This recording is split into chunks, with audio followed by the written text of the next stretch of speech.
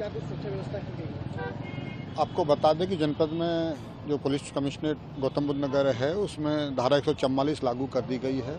सारे border seal किए गए हैं। भारी पुलिस बल सारे बॉर्डरों पर लगाया गया है। साथ ही साथ आम जन को किसी तरह की परेशानी ना हो उसके लिए भी हम लोग यातायात व्यवस्था सुचारू रूप से चले। डीसीपी ट्रैफिक हमारे साथ में है, तो निश्चित रूप से जो सुरक्षा है वो पुख्ता की गई है। साथ ही साथ किसानों से भी वार्ता हमारी कंटिन्यू जारी है।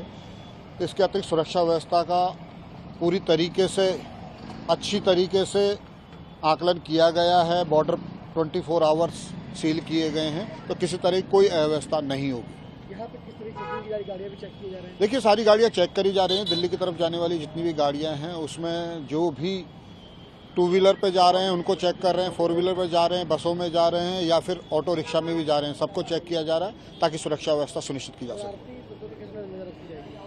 देखिए, सब पे नज़र रखी जा रही है। किसी भी स्थिति में कानून से खिलवाड़ करने की इजाज़त किसी को नहीं दी जाएगी। Thank you.